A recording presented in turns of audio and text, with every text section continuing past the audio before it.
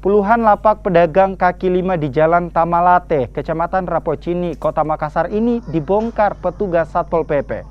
Pembongkaran lapak dilakukan lantaran lapak dibangun di atas jalan raya dan saluran drainase.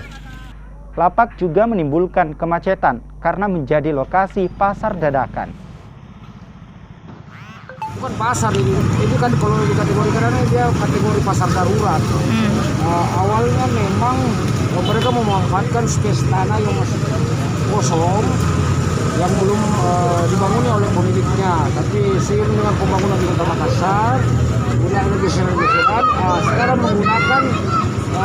mereka menggunakan apa lagi namanya sepadan jalan dan drainase. Jadi mereka bangun di drainase itu tadi drainase itu kebongkar, waduh mas, itu salah satu agenda pengaruh di situ, itu salah satu faktor genangan terjadi.